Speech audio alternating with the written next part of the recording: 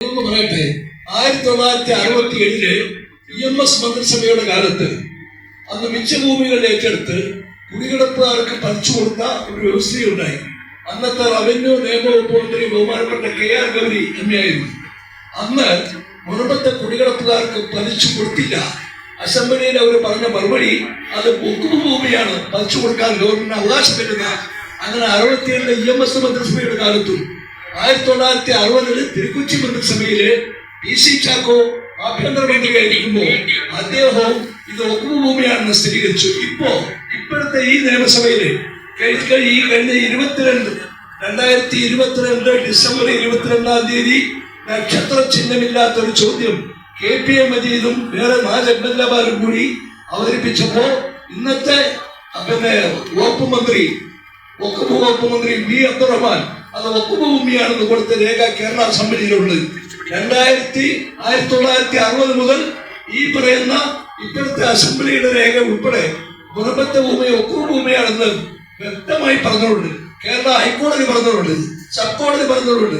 4 സത്യവാങ്മൂലമാണ് ഇവിടെ Farooq college Farooq sub കോടതിയിൽ വഖഫാണെന്ന് സമർപ്പിച്ചത്.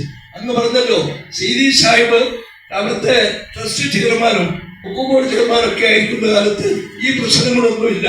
അന്ന് വഖഫ് സംരക്ഷിക്കപ്പെടുക തന്നെ ചെയ്തിട്ടുണ്ട്. അദ്ദേഹത്തിന്റെ കാലശേഷമാണ് ഈ പ്രശ്നങ്ങളൊക്കെ ഉണ്ടായത്. ഒരു കമ്മ്യൂണൽ ക്ലാസ് വരാത്ത വിധം അവിടുത്തെ കൃത്യമായ അളവെടുത്ത് എത്ര ഇപ്പൊ കരയുണ്ട്, എത്ര കടലെടുത്തു, കൃത്യമായ ഒരു അളവെടുത്തിട്ട് പ്രശ്നങ്ങൾ നിരക്കൽ മോഡലിലെ പ്രശ്നം പരിഹരിക്കണം. അവിടുത്തെ കുടികിടപ്പുകാർക്ക് അനുയോജ്യമായ താമസ സൗകര്യം ഏർപ്പെടുത്തണം. അതിന് ഗവൺമെന്റ് ഭൂമി കൊടുക്കണം. അതിന് മുസ്ലിം സമുദായം എത്രത്തോളം സ്വീകരിക്കണം. ഇവിടെ കൂട്ടിക്കൽ ദുരന്തമുണ്ടായപ്പോ 12 വീടുകൾ ഉണ്ടാക്കി കൊടുത്ത ഞങ്ങൾ കേരള മുസ്ലിം ജമാഅത്ത് ഫെഡറേഷൻ അങ്ങയുടെ മുമ്പിൽ റഫറുണ്ട്. അതുപോലെ തന്നെ ഇപ്പോ വയനാട് സഹായം ചെയ്യുന്നുണ്ട്. അതുപോലെ ഒരു ജീവകാരുണ്യ രംഗത്തെ ഞങ്ങൾ ഒരിക്കലും പിന്നോക്കം പോകുന്നില്ല.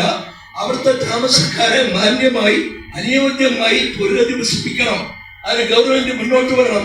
മുസ്ലിം സമുദായം മാന്യമായിട്ട് അതുമായി സഹകരിക്കും. എന്നിട്ട് ഈ പ്രശ്നം അവസാനിപ്പിക്കും. ഒക്കുമായി നിലനിർത്തണം. നിരക്കൽ പ്രശ്നം, നിരക്കലില് ഒരു സമുദായം അവിടെ കയ്യേറ്റം നടത്തിയപ്പോ അവിടെ കരുണാകരൻ സാറിന്റെ ഗവൺമെന്റ് 5 ഏക്കർ സ്ഥലം അവർക്ക് പതിച്ചു കൊടുത്ത് അവിടെ നിന്ന് അവരുടെ ചിഹ്നങ്ങളൊക്കെ മാറ്റിച്ച് ആ ദേവസ്വം ബോർഡിന്റെ ഭൂമി ദേവസ്വം ഭൂമിയായി നിലനിർത്തി. ഇവിടെ എന്തിനാണ് ഈ മതേതരത്വമുള്ള രാജ്യത്ത് ദേവസ്വത്തിനെയും വഖഫിനെയും 2ആയി വേർതിരിക്കുന്നത്? അതുകൊണ്ട് മുൻപത്തെ ഭൂമി കൃത്യമായി അളന്ന് തിട്ടപ്പെടുത്തി അതിനെ അവിടുത്തെ താമസക്കാരെ അനുയോജ്യമായ